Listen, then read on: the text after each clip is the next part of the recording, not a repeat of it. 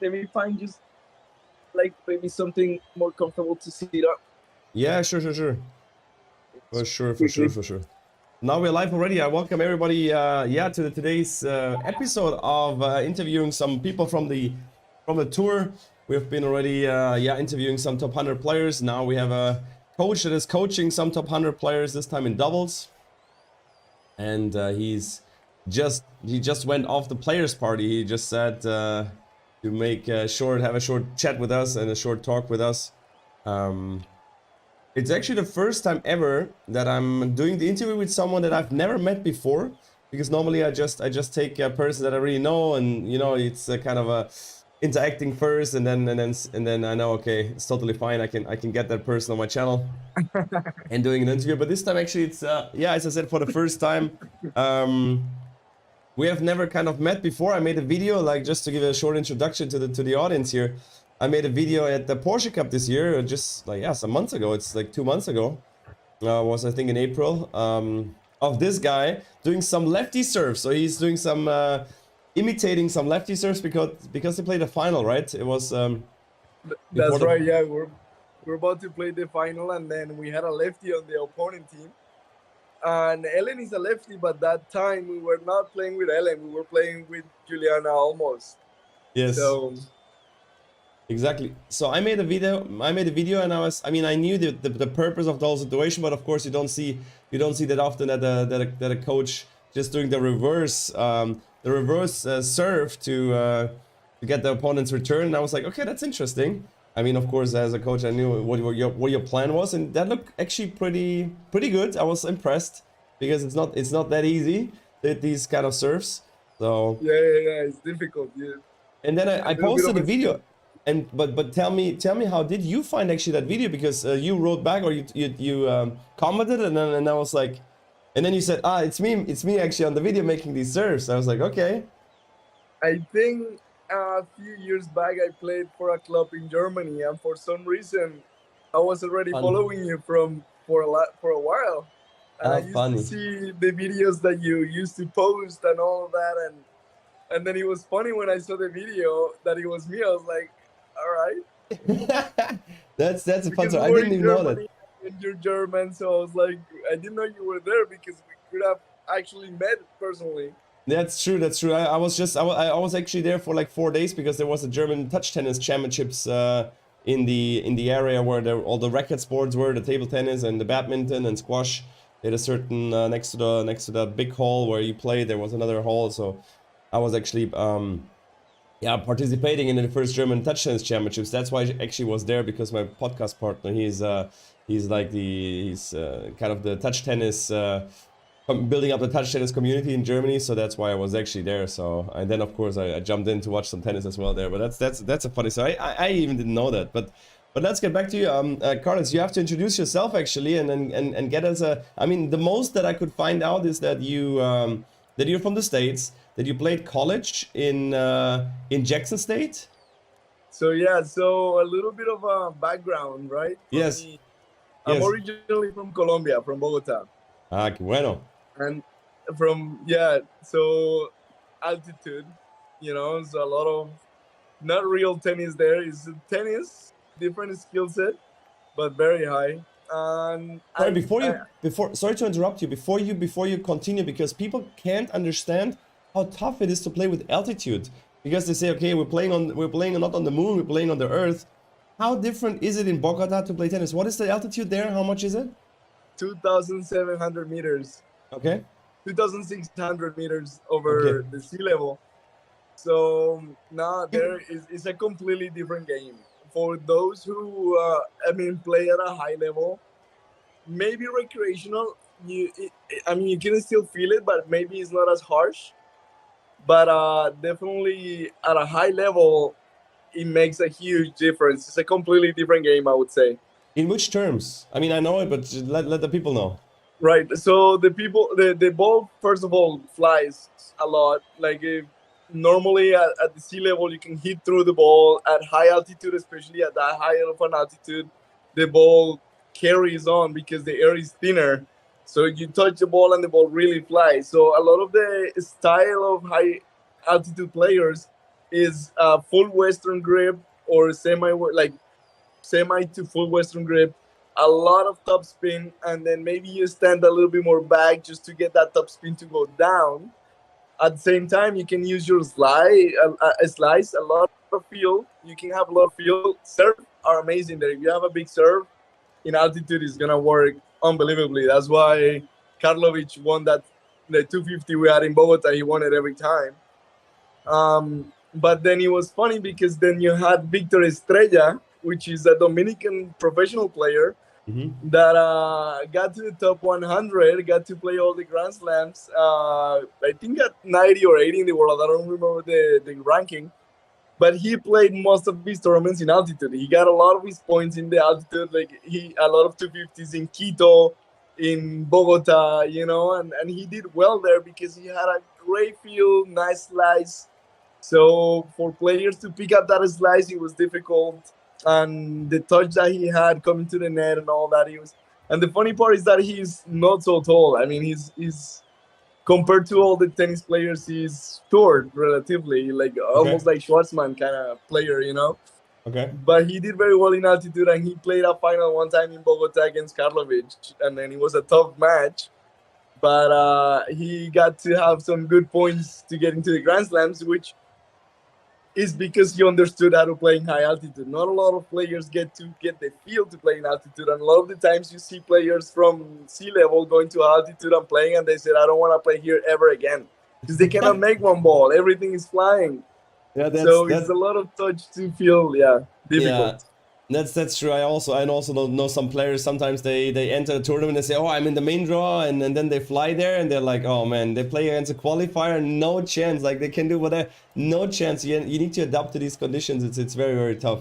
I can totally understand. So you're from so keep going. You're from Bogota, okay? And then at 17, I decided to go to college. My first college is actually Western Michigan University, up in Kalamazoo. Hello? Yes, I can hear you. Yeah. Now the connection is back. So up in Kalamazoo in Michigan. After a year, I decided to transfer. Due to economic circumstances at that time, my mother lost the job, and from pesos, Colombian pesos to dollars, the conversion is difficult. So we couldn't keep up with the payments that I had to do. I was playing 3 or 4 for the university. Which a lot of people don't understand. To play Division 1 in the United States, usually you don't get a full ride. A lot of players have to pay. Even though you're a good player, you still have to compensate somehow, to pay to go to school. But from Colombia to US, it was the conversion difficult. My mom just lost the job. So after the first year, I had to make a change. I was looking for schools that could offer a better scholarship. So I had very good opportunities to go to big schools, but at the same time, I had to pay a little bit. And then Jackson State University is not a big school. It's still, it's medium size. The conference is not so strong, but they offer me a full ride. So at that, I was like, well, full ride Division 1. It's a good opportunity, so I took it. I graduated from there. I did my master's there. I did a master's in computer science, not with tennis. I did it all academically. I worked a little bit on the computer science field, data analytics side of it. Interesting. But tennis was always dragging me. Like when you grow up playing tennis, are on the court outside in the sun having fun. Like if it's your passion, it is your passion. So it's true. I stopped it and I started running a club and having my few junior performance players. But all in the States or back home? No, in the States. Okay, in the States. Okay. All this happens in the United States. Then so I stayed in Mississippi for a little bit. I have few players that now actually they're in college. I have one that is in University of Maryland, some that are in University of Illinois. They've gone to good colleges, so good foundation. So that makes, always contributing to make somebody's life better is always a good feeling. 100%, exactly, yeah.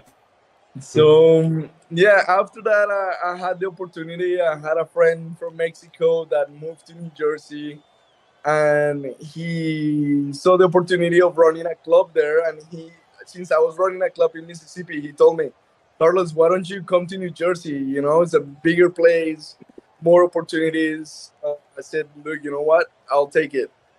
So I went up to New Jersey. I started running a club in New Jersey, uh, basically from zero, new ownership, fully renovated. So we needed to build a lot of programs. Thankfully, I knew some of my friends from futures. You know, before I came to the States, I played some futures and also college college friends. I brought them up with me. They were all coaches. Sorry. No, We good. I built a have the good same. I have team. the same. Also Uh, something. we built a good team, and actually, we developed a very good program up in New Jersey, and Yeah, that's yeah. where I started getting to even more involved with high performance. I had one player. His name was Samir Banerjee. Is Samir Banerjee. He won Wimbledon Junior a couple of years ago. We got to know world number two ITF. Okay. Now he's off to Stanford. He's with in Stanford right now, first year. He just finished his first year, and his coach actually Horacio is a guy from Chile that I know, and he's here also with Nakashima, with Brandon Nakashima. He's traveling with him in the summer. Okay. Nice. So tennis world is very small. 100%. That's what I can agree. 100%. And then, well, the pandemic happened, and as you might have heard, in New York, New Jersey, all of these places completely shut down. Mm. So when it shut down, well, I was friends with Nicole Melichar, you know, so we started talking during the pandemic a little bit. And then there were some invitational tournaments down in Florida that they were doing on TV for betting and all of that. Mm. So I ended up going to Florida and staying there for a while and playing these tournaments and all of that. And I So started dating Nicole. you were playing yourself, or she was playing and you were just also there? I was also playing. I mean, Okay. she played, but I also played a little bit. I wasn't Yeah. in the best shape, of course. I hadn't played. I was coaching full time, Yeah. but it was fun to play again. I mean, I had to play one of the matches. I had to play against Mackenzie McDonald, Nice. and I mean, without practice against this guy that is, you know, like top 50 in the world right now. Yeah. It was a fun match, but yeah, I got destroyed. Um, It's all right. Don't feel too bad. yeah, yeah. And then from then on, I built this relationship with Nicole, and she had a coach back then. And then I was also coaching my junior players. I had a junior program that I brought to Florida. Some kids were coming, you know, I was still working with them, high performance or college. And then until last year, um, Nicole was ready to move on basically from the last coach that she had. And the last coach had a wife, and the wife retired, and he was going a little lower on the tournaments that he could travel. But Nicole wanted like a full time coach. Yeah. She wanted somebody that she got that traveled with her, to be involved with her and all that. Sure. And during that period, the last preseason of last year is when we started working basically together. I mean, we were already dating, so it's always a thin line, you know, between dating and coaching. You know, you don't want to be 100%. too I've one or two. emotions. Yeah, I have one or two questions. If you're done, so keep going. Yeah, I'm almost done. So, um, we talked about it. I said, look, coaching is one thing, a relationship is a completely another one. The two of them have too many emotions involved. There's a lot of things going on here and there. And then in tennis, you get mad, you know, you get good results, you get bad results, and then you don't want to combine the two because it could be dangerous. Yeah. So she and I mean, we agreed. We said, look, let's give it a try. If it doesn't work, it doesn't work. Okay. And then at least we just, you know, like we continue with what we had, and then there's plenty of coaches. You know, I can help you find a good coach.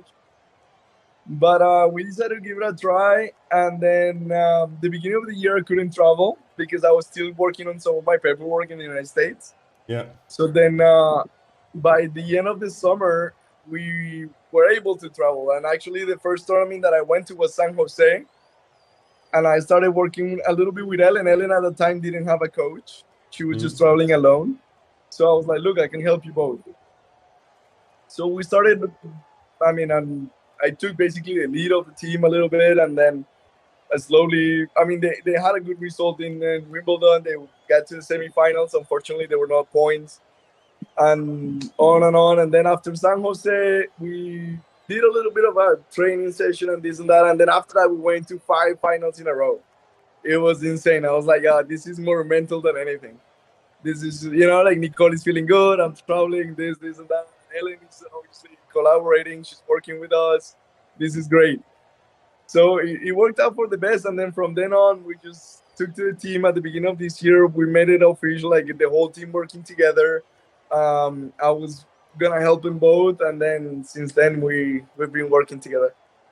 Yeah, very interesting story. Very, very interesting story. Because of course, that happens sometimes that the coaches get involved, and of course the girls are traveling and spending so much time with the coaches, and you have to have already a kind of a connection to start kind of the work between the coach and the player, and then it's not that far away of something getting more serious. So you're probably not or 100% sure you're not the only one at the moment out there coaching and also in a relationship with the player. Which, as you said, makes it sometimes very, very difficult. How is also what is interesting for me, because I also traveled with some pro players, and then I knew with the girls it's always tough if there's one coach for 2 girls.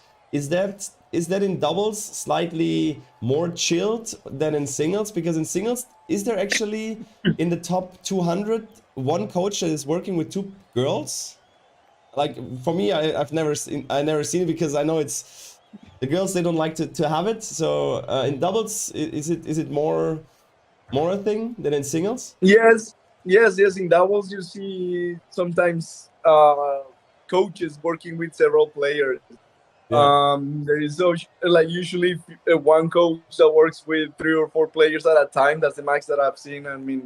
Yeah. It's a little more common because obviously the couple is sharing the coach sometimes, and if not, doubles players have less prize money than singles players. So normally they still want the benefits of having a coach, but sometimes their salaries or their earnings don't cover the whole thing, thing.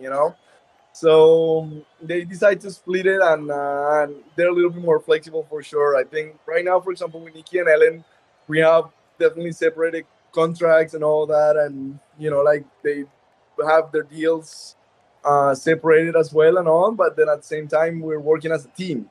But I would say that in doubles it's a little bit more common to share coaches, while in singles it's difficult because the singles players usually requires a little bit more attention, a little bit more prep, and if a singles player is playing at the same time as another singles player, yeah, they have a little bit more of a hard feeling saying like, oh, my coach is not here and he's with the other one, or vice versa. While in doubles, there's still a team, so if you're not there, maybe they understand, or the schedule might be a little different, so it works differently.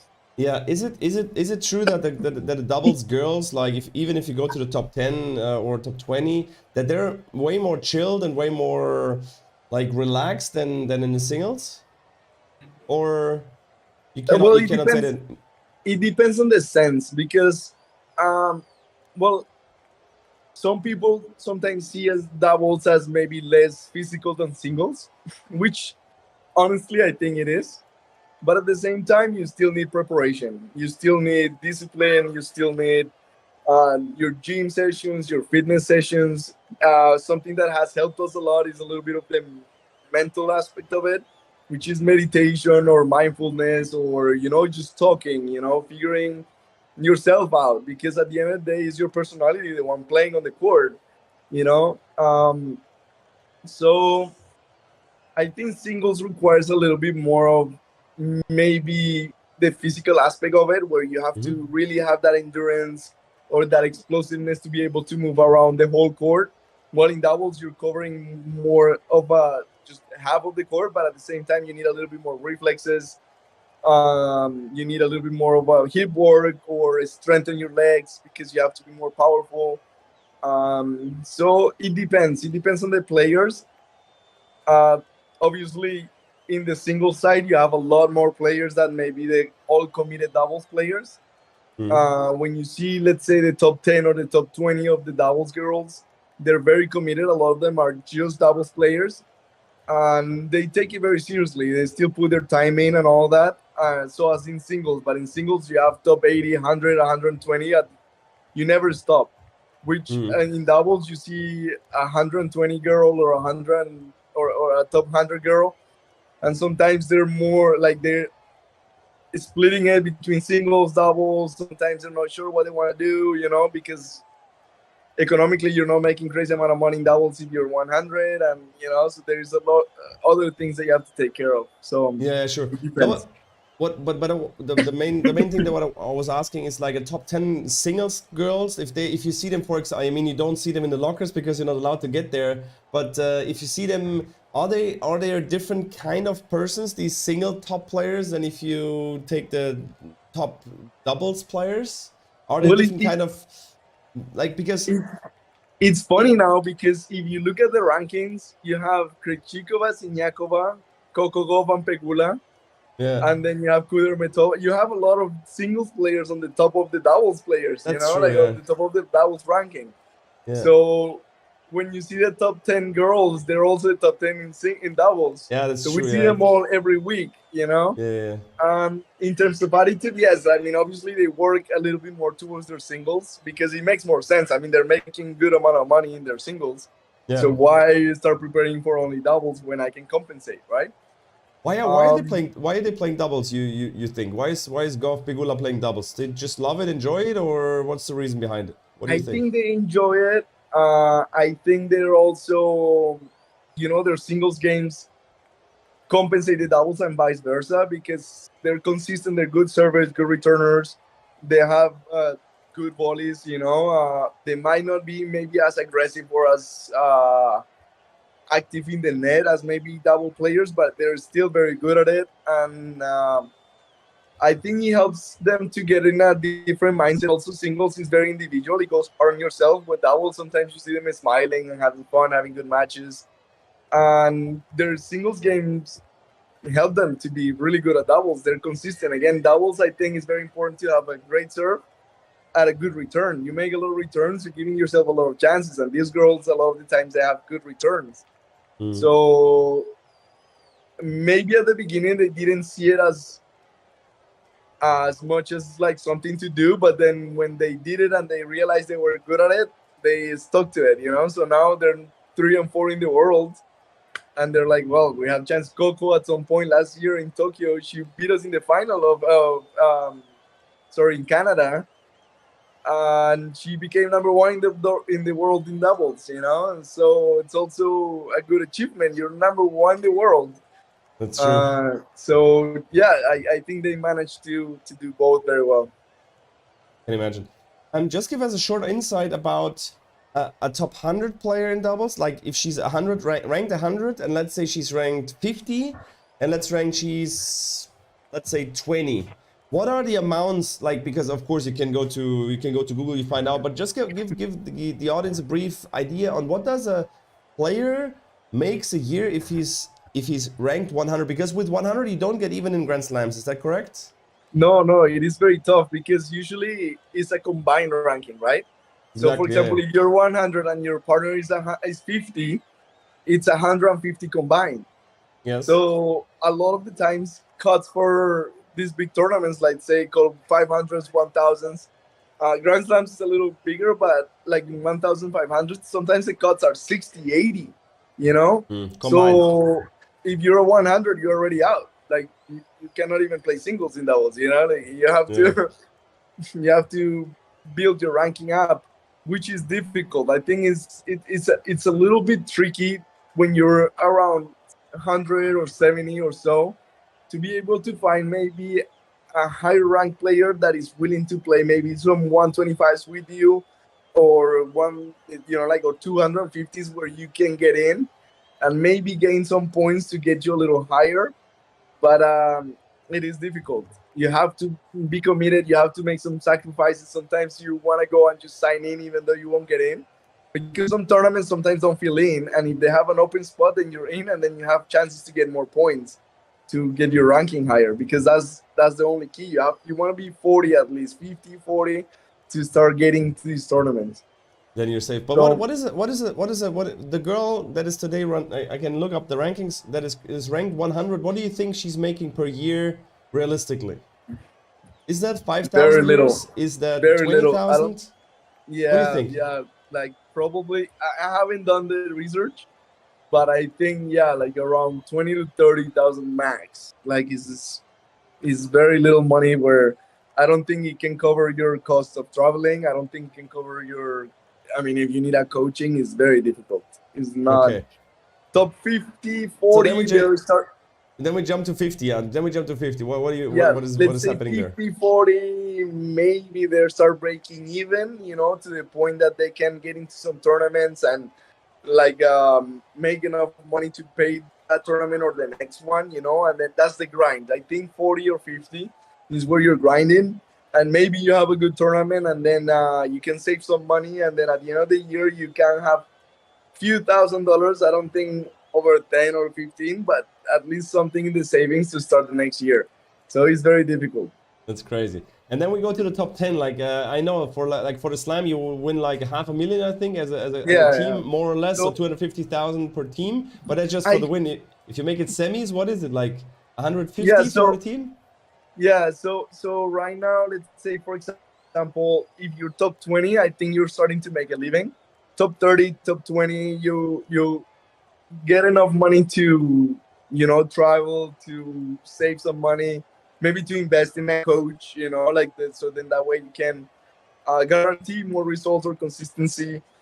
But when you're definitely top 15, I mean top 20, top 10, those girls in the top 10 are making around 400 to 500 a year, $500,000 a year, which, I mean, that's already decent salary. I mean, like a lot of people that are in the real world take many years to be able to make 500,000 a year. Absolutely. So you have a good year. I mean, top 10, top 5, you can be definitely over $500,000 in earnings. Okay. I mean, I know how hard the struggle is in doubles. Of course, I know also some players that try to get up in doubles, and sometimes, as you said, in these moments. And the most crazy thing is if you're in that spot where you looking for someone to get in the tournament, when it's deadline and the sign-in deadline in the office of the referee, you don't want to be there. I mean, there's like 10 people standing around, and he's like, okay, it's like a market, it's like a Turkish bazaar. So you're saying like, hey, I'm 68, and then he say, okay, cut this, okay, it's 122 and 68 plus this. No, I cannot play with you. But you're what, 52? I can play with you. Yes. And then he's okay. We agree. We get the last in. minute. Yeah, but then another team comes in, and then the 53 says, oh, now I'm out with you. I need to swap with someone better than 83. Oh man, I've seen situations like that's crazy. That's really crazy. And the worst part is sometimes when two singles players decide to play. Let's say the one is 13 and the other one is 18, and they don't play doubles, but then they decide to play doubles at tournament, and they bumped two doubles players out. So that's also difficult. Yeah, and sometimes they don't even play then. Then they play their singles the day before, and they say, okay, I won, and I wanna focus on the singles. I quit the doubles, and then it's very tough. I mean doubles sometimes can be very tough if you really need what you said. You want to go to that like top 50 to get into the slams constantly, because that's where, of course, the money is made, and where the money and the points are done. I want to go to some questions in the chat. The points, the points is also. I mean, compared to I mean, most of the time you play these 250, 500 events. If you're, let's say, between 30 and 100, and then if you make a slam semifinals, it's like winning 4 small WTA tournaments, no? Exactly. Yeah. So for example, with the girls right now, with Nikki and Ellen, we're to the point that sometimes 250s, they don't even add up to, like, if we don't win it, it doesn't mean anything, you know? So at 250, sometimes, I mean, we play 250s to get matches, and obviously if you win it, you get few points, which help you in the ranking. But if we lose, for example, we have tomorrow a match, and if we lose tomorrow, the week is basically wasted because the points don't add or neither take out. It's just maybe for the match. So when you're at this level, obviously the 500s, 1000s, and Grand Slams are the ones that really count because they only take the best 11, 12 tournaments of the year. And then, so that's why, I mean, there's enough 1,500s at Grand Slams. With that, you make your best tournaments. 250s are basically kind of like the grind. Like if you lose your ranking and then maybe you drop to 40 or 50, then you want to win a few 250s to get the ranking up a little bit and then get back in the game. Yeah. At the same time, I've seen a lot of singles players, and this is not only for women's but also in men's. In singles, the fight and the competition is very tough, and there's a lot of great players that I've seen that sometimes they just, I didn't make it in singles, so I might as well be done. But I've seen players with great potential that they could play amazing doubles, and they can make a living of doubles. You know, like if you're top, as I was saying, top 40, top 30, you can make up $100,000, $300,000. You know, which is better than any job. I mean, unless, I don't know, your dad has a company and you go ahead and run it. You know, but but I've seen a lot of players that could have done very well in doubles that sometimes they don't make it in singles. They get to 300, 400. Oh, that's it. And then they don't play anything else. But I was like, I didn't realize this until a couple of years ago. Because before I was just coaching singles, you know, like everybody wants to make it in singles. But nobody really thinks of doubles. Normally you play doubles because you couldn't make it in singles, right? And that's that's I think the problem, because people that are going down on the doubles tour, they feel like on the doubles tour there's the players that never made it in singles. You know, the doubles tour is for the kind of losers that never made it in singles up to a living, and then now they're trying their luck in doubles and see how it's going. So, and then as you said, it's a tough struggle. But the thing is, like, I see it a little bit of as another opportunity, as a different competition. Like, okay, you maybe weren't good enough to make it in singles, but you have a great game that if you prune it to doubles, let's say get a little bit more of those volleys, strategy, quickness, you know, you already know how to play tennis. Like you can make a good living of doubles. You know, like you see the number, like again, the top 10 in the world. Sometimes some of these guys are making like near $1 million a year. So why quit so early when you can actually give yourself a chance to make that living if you're a good player, right? I didn't realize this until 2 years ago, where I was thinking, it's like, why so many singles players, they don't make it in singles and that's it. Their mind is so close sometimes that they don't see other opportunities. I mean, you've been doing this your whole life. Now you're 25, 26, you're still young, but you didn't make it in singles, that's fine. Go ahead and try in doubles. Your game is good enough to try in doubles, you know? It's very competitive sometimes. Yeah, I can imagine. I think the biggest problem is that a financial thing, because you need to struggle. It doesn't matter how good you are, even if you have the level of a top 20 player. It takes at least like 1.5 years till, like, you need to find the players to get there. If you don't get wildcards, if you don't get a good player, you start at a freaking futures to get your doubles ranking. And then if you, I mean, you don't want to, if you have a top 100 level, you don't want to go to Tunisia, to a future, and start grinding these 15Ks. Yes. And I think that's the problem. You mentioned it very good, like, and on point, you know? I have already done this in singles. The grind, I'm tired of the grind. Why do it again in doubles, right? So a lot of the times that's what I was thinking a little bit of the mindset. Sometimes you're done, but you're not really quite done. Like, I mean, a lot of these players, for how long have they been in the grind? I'm talking about 300, 250 player in the world.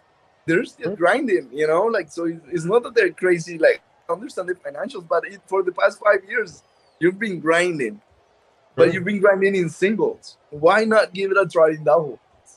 And then maybe while the end of the singles career, start already running some doubles tournaments, play some doubles, and get some at least a decent ranking, and then you can go from there. But At I do least see your try. point, You know, definitely. you Yeah, tried a lot in singles. Give yourself the chance in doubles. Maybe I'm not saying this is not for everybody, right? yeah, sure. But I've seen a lot of great players that I'm like, man, they could have done well in doubles, because sometimes That's you true. see top teams in doubles doing very well and gaining good money, and then you're like, man, there's a lot of better players out there, that could be doing this. They just didn't try. Yeah, understand.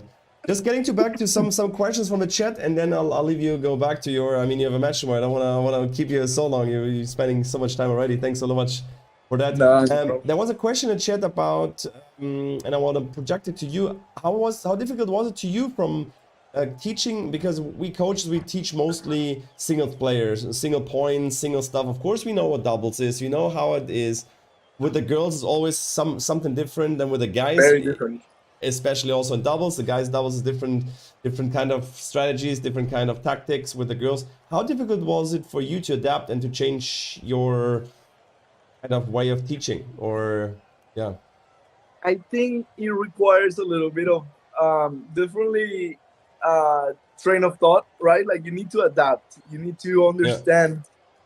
If you have a good perspective, if you understand a little bit your players, if you have the ability to maybe stand in their shoes and understand their needs, I think you can make a fairly comfortable transition into the doubles.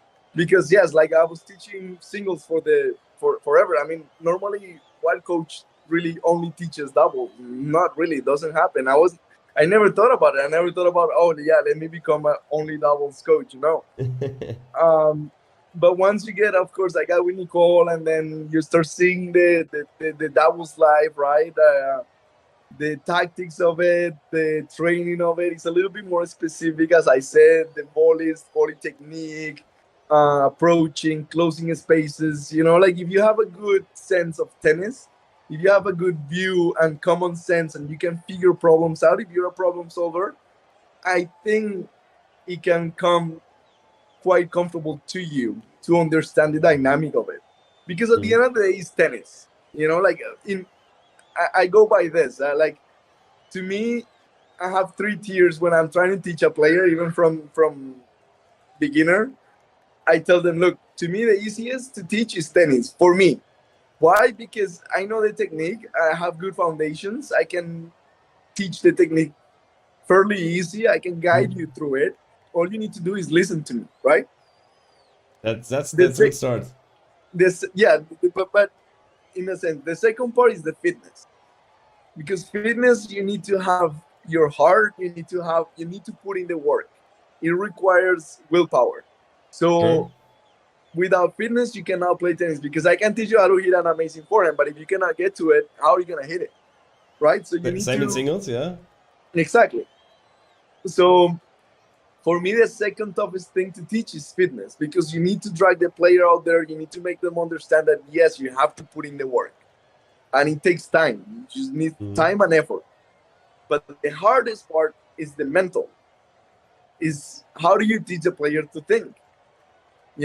So for me, tennis, easy. Like, okay, I got it. To me, thankfully, I don't know, whatever it is, I can teach technique, and I can get you how to play tennis. Second part, okay, do the fitness side, get a fitness coach, put in the work, and then we're strong in the legs and your body, fine, good. But you can have those too. But if you don't know how to think, if you don't know how to do the things on the court, and how to keep your calm, how to, execute, how to be brave in the important moments, who teaches you that? How can you learn that? It's either personality, or you never really learn it, or through the competition you get it. But then, even now on tour, I've realized how many top players struggle with the mental. They either don't enjoy it, they don't know who they are. They're like, oh, all I know what to do is to play tennis. So they don't even have an identity. Like, all they see themselves is playing tennis. I've heard top players, top 10 players in men's and women's, they go into vacations, into their preseason, and I heard it from a coach. I'm obviously not gonna say names, but you have 4 weeks vacations. Take it off, do whatever you need. In the second week, you might start with fitness, and in the 4th week, we start with tennis. Then after a week and a half, they call the coach, I'm bored. I don't know what to do. Can we start practice now? So it's like, dude, you play tennis the whole year. Take time off, do something else. But a lot of them sometimes, I mean, you've been doing this since you're 10, 8. Yes, And yes, yes. a lot of the times you go to homeschool and your whole life is tennis. The school is not even that important. So sometimes, I mean, Yeah. you do know how to, you know how to do math and stuff, but there's not much going on up here.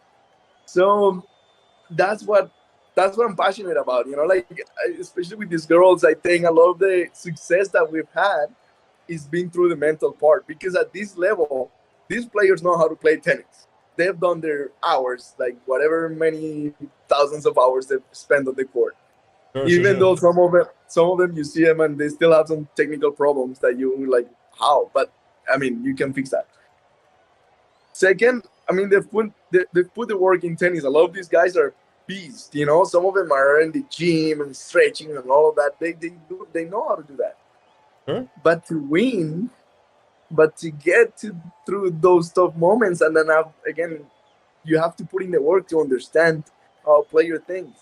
When they panic, when the decision making, why are they can make an easy ball on a 15 all or in a 15 love, but when it's 30-40 or 40 all and this point, then they shake. Why are you doubting yourself? Where is this, you know, like the confidence is coming from? Where is this doubt coming from? A lot of these guys also from childhood, they've been doing the same thing. They haven't changed one thing. So that's the challenge for me. And I think the success is in that. No, I 100% agree. I mean, that's why it's so interesting. Also in German, there was a German congress where they said like how important is the mental side in tennis. And then, okay, people say, okay, it's like 20%, it's 40%, it's 50-50. I mean, of course, technique and fitness, everything has its role, but the mental part is quite a big part of it. And then they asked the question right after. The next question is how many hours compared to like a weekly 100 hours or monthly 100 hours of tennis or tennis practice, fitness, everything like included in everything. How many hours do you spend on doing kind of mental things? Yeah, and then of course, then no one is can say any numbers because that's the part that really drops down in like everywhere. I think not only in Germany. And this is everywhere. Like I have one theory. I mean, I haven't tested. You know, it's just a theory. Yeah, we have to experiment on it. Yes. I said, look, the difference between maybe 150 and top 100 is 2%. The difference between 100 a top 100 and a 70 is 2%. 70 to 40, 2%. 40 to 20, 2%. 20 to 10, 2%. 10 to 5, 2%. But this 2% is all mental. Because if you really see technical and physical aspects from the number 1 to the number 200, this guy, the 200 in the world, is working as a beast. The guy is in the gym, he's trying to get better, he's doing the fitness. A lot of these guys, you go to a challenger or a future, sometimes you see these guys running all around, super quick, super strong, good shots. I mean, in challenger level, the shots, the stroke is almost the same as maybe a 500 or so. I mean, it's the same. So what makes the freaking difference? You know, like when did you make the line? All these guys know how to run. All these guys know how to play tennis, but not all of them know how to think. I mean, we have seen with Carlitos and Djokovic in the semis. Of course, the cramping was more a mental kind of thing and dealing with the whole situation, and that's why why the big ones are the big ones, because they don't shake their legs if they walk on the court. They've been done that for 30 times, like walking on a semi-final or a final. So definitely. So that's the so-called experience, right? Like that's like these guys know, they went through it, they have been through it, you know. But how do you teach someone that? Because only these few ones, only the good ones, developed it naturally. But the majority, I mean, I would say the big 90% have no clue. How would you how would you coach or train a situation like in doubles, like a no-ad situation? Like what do you do like to train these situations like in training, on court and off court? Yeah, so on the court, I mean, let's say out of the tennis match, you have to create pressure situations where you maybe give them a little bit of sort of punishment, or you recreate competition situations where, you know, like you make them compete between each other, because sometimes when they play, I mean, tennis players are competitors by nature. Mm.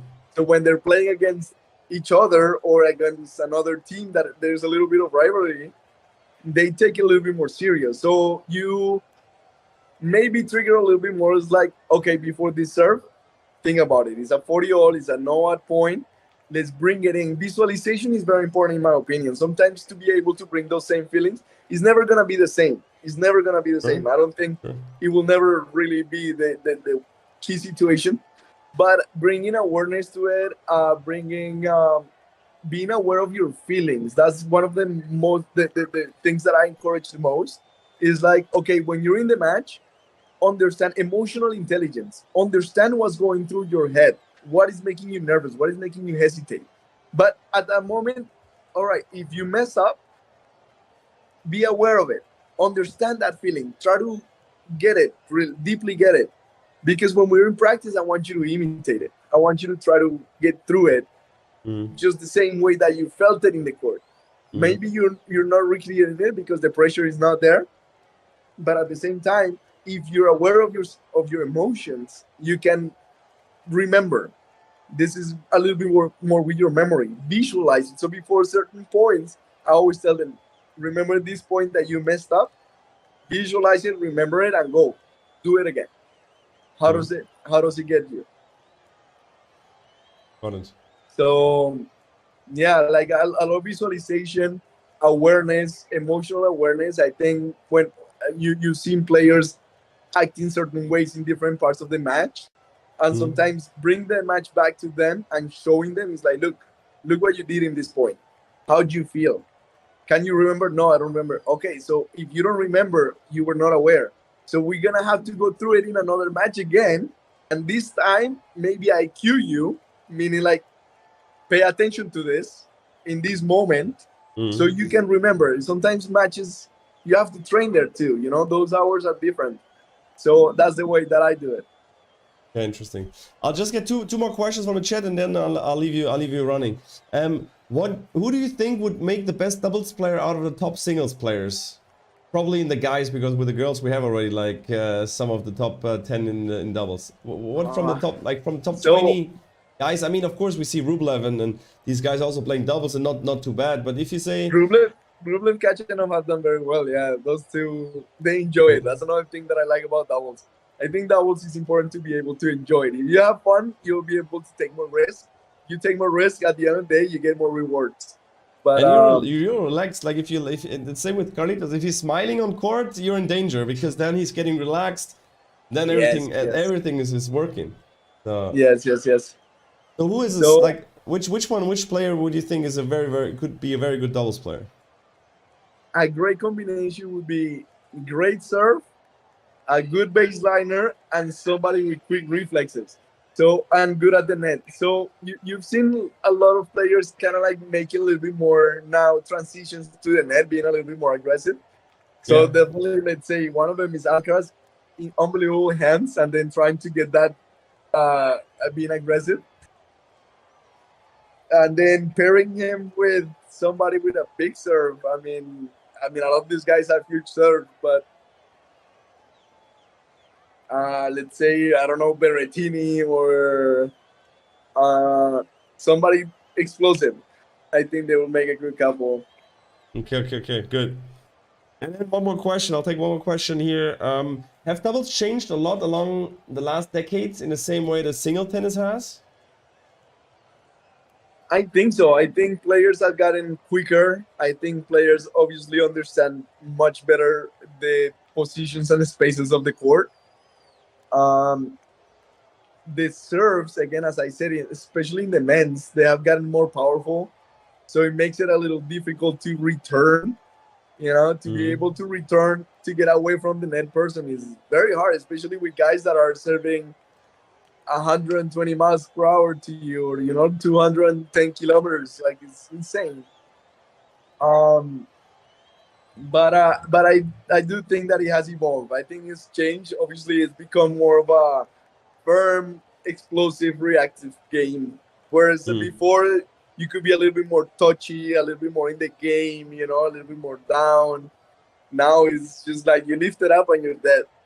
Yeah. You take the opportunity or you're done. But the same in singles. Yes. Like in singles, there's only a really few people that really can play the rally and wait for something to happen. I mean, yeah, it's the same probably in singles as well. Yeah.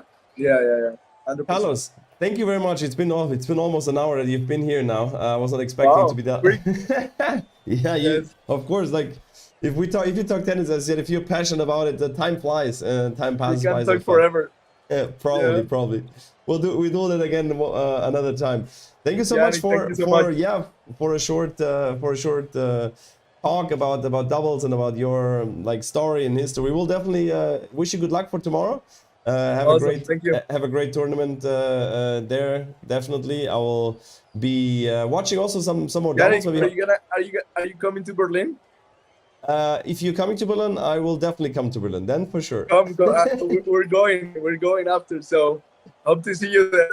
That sounds good. I mean, I'm not too far from Berlin. It's like 2-hour car drive, and my sister's living there. So and now definitely one more reason to get up there. Let me know if you need tickets or anything. I'll be glad to. I'll hit you up. Thank you very much for that. Include you in the team. Okay, that sounds good. Carlitos, thank you very much. You, have a good one. Take care. Say hello to these two girls and rock the tournament there. Okay. Awesome. I wanna see in Berlin as a champion. Perfect. Yes, let's go. Carlos, thank you very much once again. Take care. Right. Bye bye. Have a good one. Bye bye. Bye bye. So yeah, that was Carlos.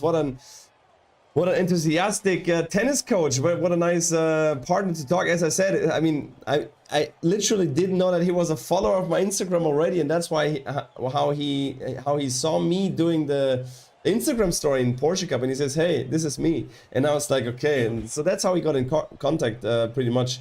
Very, very interesting. I was reading a lot of questions, guys. And I didn't ask a whole lot because, of course, he was talking and explaining certain things a lot, which was very, very nice. I just want to go through some questions because most of the questions I could also answer you pretty easy. So, of course, we were in the beginning talking about the altitude, which was it's very interesting. Also, as I said, if you talk, no, I don't need these anymore. If you talk with players that have been there, Yannis asked, is having grown to be an athlete in altitude a big advantage about stamina when you move closer to sea level for the rest of your life? Yannis, yes. If you live in high altitude and if you practice in high altitude and then you compete sea level, it gives you benefits. So that's what the marathon runners they do. They practice in the altitude and then they go down on sea level to compete. And that has definitely advantages. Then let me see. There was some more questions later on. Have there been questions about how long he has been doing this? Yes, he was saying that he was doing it now for probably 2 years because he's dating Nicole Melichar, so they're a couple, and they have dated in Corona time, so 2 or 3 years ago. Does he only do double coaching or also single coaching? Only double coaching at the moment because he's traveling with her for sure. Are there also, what is quarrels, Lavi? I didn't know what is quarrels. What about players who have a coach and then decide to play doubles together? Do they find a new coach for doubles or does the one coach for that? I can only remember a few, Yannis, where a singles player decided to play doubles and then they kept their coach because, of course, it's a team, and as Carlos said already as well, if you're in that team, if you're in that kind of team, this is already hard to find a person that you really enjoy being with, and then you stay with that coach mostly. Do hiring players single results suffer because of doubles? They're playing at the same time. Sometimes yes. So the really high ranked players, they play the singles, they play the doubles, and then if they compete well in singles, they just pull out in doubles because they say they wanna save their energy for the singles. That's what we had already. Carlos, what is your favorite quarter play? Max, I didn't see. I was just reading the questions. Actually, normally these interviews are only members chats. So if you're not a member here in the stream, actually you are like, yeah, you're not allowed to chat, but that's what I want to give especially to the members. So that's why I was only reading the questions. Like questions to my guests, you can only kind of ask in a live interview if you are a member. What is more important in doubles tennis playing? Individual qualities or both together? Teamwork playing tennis? Robert, good question. The teamwork is very important, of course. I would say the teamwork is more important than individual qualities. That's what I would say. And a question here. Bogdan, thank you very much for the €2. Very highly appreciated. Thank you so much. That's one of the first real donations during a interview. Could you train up? That's a good question. Actually, I wanted to ask him this as well. Could you train up a junior to master doubles maybe? So starting a junior and saying you're not playing singles, you go directly into doubles. I think you can pretty much do that, yeah, because it requires different tactics and different kind of things. So of course they need to learn to play tennis, but it's yeah, kind of different. Is it doubles tennis playing for twins and sisters easy to play doubles tennis and not for sisters? With sisters and brothers, I mean the Bryan brothers, of course, incredible achievements that they have done. The connection must fit. If you're brother and sister, or sisters or brothers that are arguing a lot and they're not getting along, then it's not a good idea. If you get along very well, definitely a very good opportunity to do that together. And yeah. How I saw your post? That was hilarious, yeah, that's true. Weiter rein. Quarrel. Weiter rein. Nie gehört Quarrels. Never heard of that. Guys, that was it. That was interview with Carlos Martinez, boyfriend of Melichar, top 10 doubles player now with Ellen Perez. These two just went in the top 10. And yeah, thanks very much for joining. Thanks very much for watching. That was the interview for today. I'll see you tomorrow morning, 7:30, tennis, morning news. We might have an interview guest tomorrow again. Let's see. I'm not sure. Guys, take care. Jetzt, wo du das weißt, ja, aber jetzt weiß ich nicht mehr die Frage mit Streitereien. Jetzt muss ich wieder hochgehen. Was für Streitereien?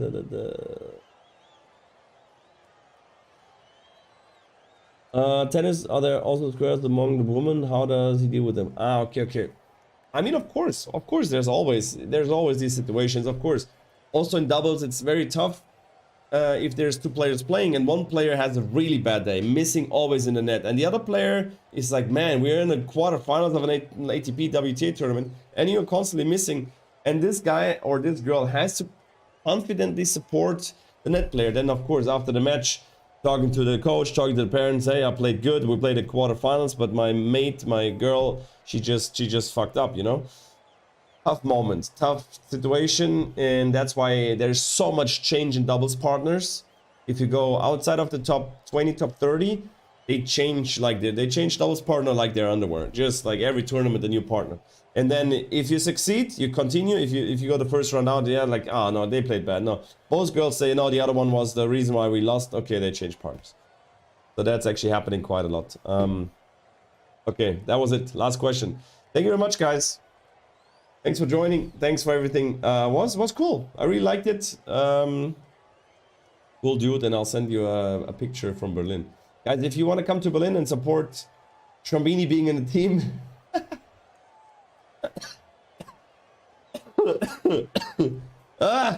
And he's also a little sick, so we're doing the same. Guys, take care. All the best. See you tomorrow, 7:30, Tennis Morning News. Thanks for watching, and up to the next one. Ciao, ciao.